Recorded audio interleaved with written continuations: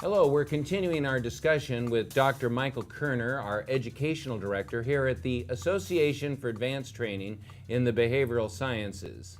For a few minutes, we'd like to talk to you a little bit about some of the myths and perhaps misinformation regarding the EPPP, because we've been doing this longer than anyone. And many of the people who have set up shop, so to speak, to provide services similar to ours, many of them actually used our programs to do so.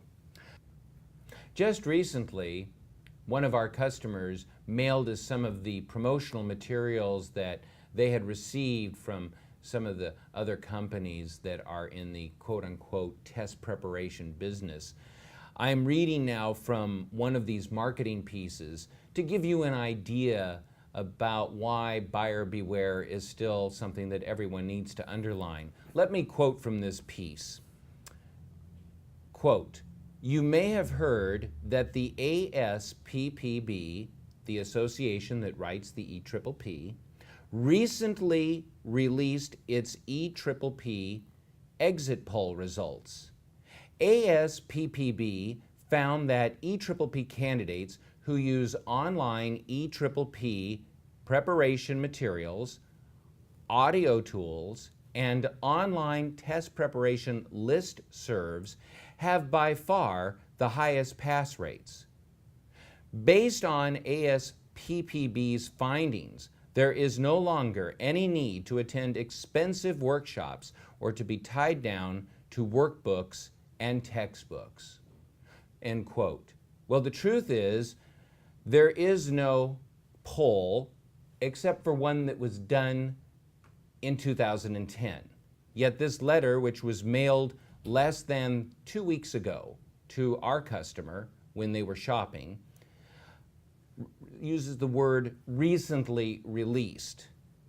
Now, this brings to mind the transparency that might be lacking in some quarters, that we would never put something out that was indicating that this data was just recently released.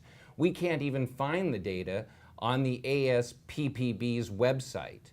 The letter, as I say, it's a marketing letter. It's no different than what you're going to get from all of the companies, I suppose.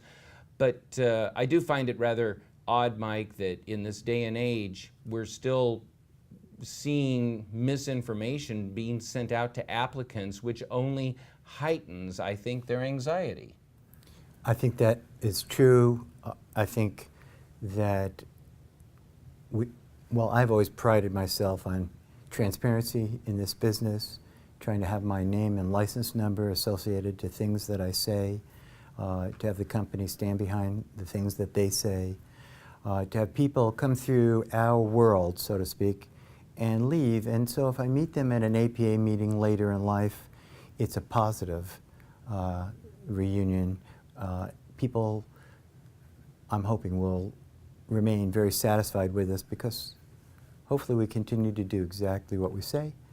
And I think maybe all businesses have some misinformation that goes out into the sector where you're trying to sell things. The reality is there is a lot of people out there that would like very much to have you purchase their product.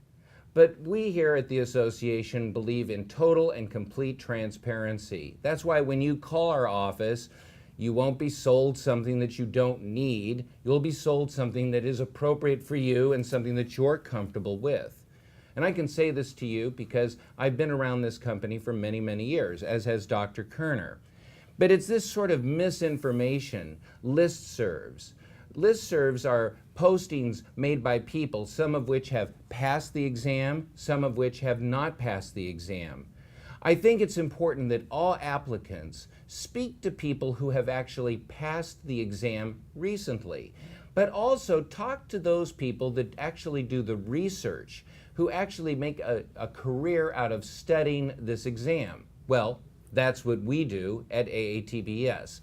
Mike, I'm sure when you're at our workshops, you're probably asked an awful lot of questions about the test, how it's constructed, what's true, what's not true about the test. Can you expand a little bit or help me demystify the exam for our viewers? Well, I want to make sure that we're putting out as candid and transparent as you say. So let me just say, I've been the educational director for 22 years. You had mentioned 25. Thank you, Mike.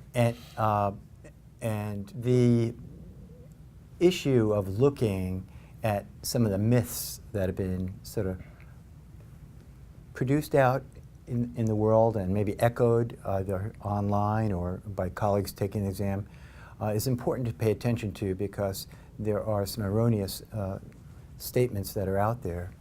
I think that one of the myths that I would speak about, rather than looking at competitors or maybe mismarketing, or I think you were referencing an allegation that there was some actual exit poll done and no one can find it online, and now there's an allegation that it does exist, but it's a poster session that occurred once, and it's a major part of their marketing. And so this is the kind of thing that's out there. On an earlier video clip, I had said something that I'd like to redundantly repeat. AATBS has 37 employees. Other competitors, maybe 2 or 3. And I don't think you really have to think too depthfully about what does that mean, what does that infer, what does that say about the flexibility and the ability to take information and change it as needed and update products and materials. Hence, it's a company. Now, I always like to say, be careful of an N of 1. And I'm not talking about competitors. I'm talking necessarily about somebody who says something to you as you're an applicant, you're going to take this exam. Be careful. Make sure that you're getting information that is accurate and reasonable. I've had lots of colleagues sort of be misinformed, maybe because of someone's need or own ego needs to, say to someone, like, I've probably had a number of times where people have been approached and say, all you need is a good 101 psych textbook and review. I am very familiar with the exam, and there's no textbook out there that would in any way be sufficient to pass this exam. And wow, that is pretty demeaning to all the colleagues who have taken this exam and certainly have had to retake this exam.